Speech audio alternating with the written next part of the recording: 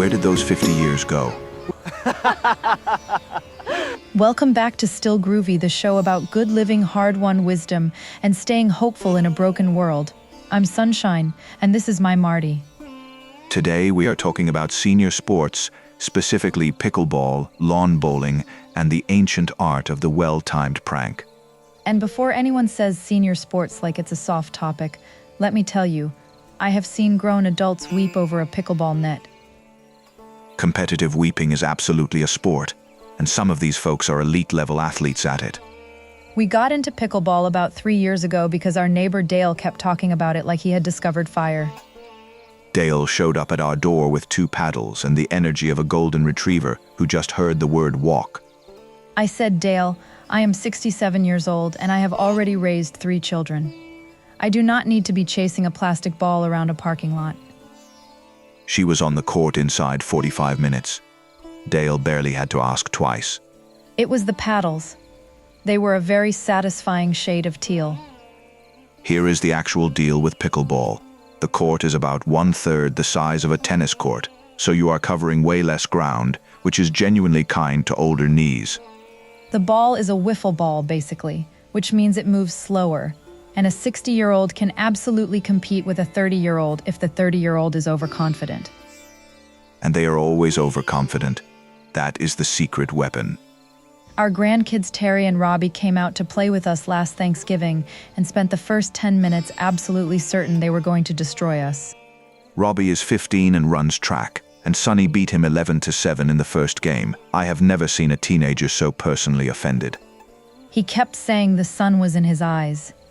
Terry, bless her heart, just laughed and switched sides. The health numbers on pickleball are genuinely impressive. Studies show recreational players can hit around 6,000 to 8,000 steps in a single hour of casual play. And your heart rate gets up into the moderate cardio zone without your joints screaming at you the way they would on a run. After my transplants and the dialysis years, finding something active that my body would actually tolerate was not trivial. Pickleball is low impact enough that even I can play a short set. That sentence right there is why I love pickleball. My Marty on a court, sweating, laughing. I will never take that for granted. Although I did absolutely nail Sonny with a drive shot that she was not expecting, and I have no regrets whatsoever. He called it an accident.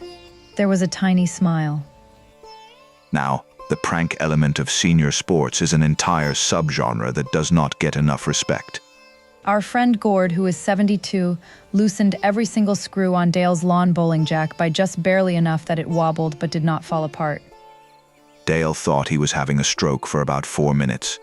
His depth perception, he said, his hand-eye coordination, his legacy as a bowler. Gord waited until Dale was genuinely considering calling his doctor before he confessed. That is a masterclass in timing. The thing about good pranks among older friends is you have 50 years of trust in the bank, so you can spend a little. You spend it wisely, though. You never prank somebody who is already having a hard week. That is actually the rule. You prank people who are winning, not people who are struggling. It is how you flatten the hierarchy and keep everyone human. Now, lawn bowling is a sport I want to rehabilitate the reputation of, because people think it is just shuffleboard but standing up. It is not.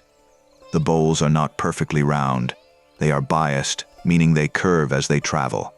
And reading that curve is a genuine geometric and intuitive skill. I was terrible at it for 2 full summers. I kept bowling confidently in entirely the wrong direction. She looked like she was sending the ball to a completely different postal code. Eventually something clicked, and now I will beat most people who underestimate me, which is everybody, which works out beautifully. There is something I love about sports where the 60-year learning curve rewards patience. Chess, lawn bowling, pickleball, once you get the dink shot, they all have that. The dink shot, for the uninitiated, is a soft drop shot in pickleball right over the net into the kitchen zone. It sounds simple and it will humble you for weeks. I run my home network with 10 servers, and I spent 3 afternoons getting a reliable dink. Some problems are not solved by processing power. I want to talk about horseshoes because I feel like horseshoes is the most underrated social sport of all time, and our 33 acres has the perfect spot for a pit.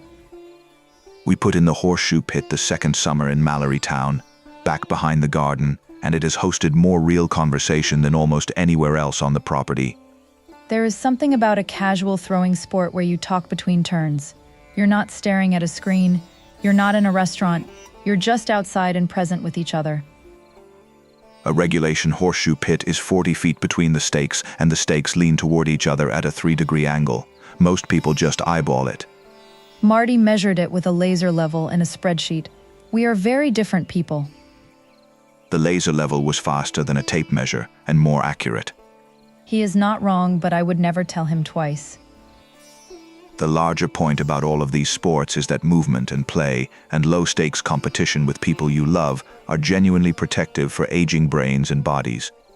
Our 3 kids used to roll their eyes when we talked about getting outside and playing because they thought we were being nostalgic.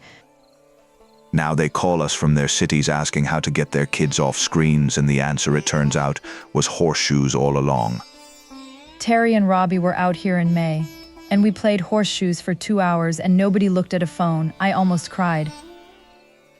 Ringers, by the way, count for 3 points each, and you need 21 points to win, and the strategy of when to play safe versus when to go for the ringer is more interesting than it sounds.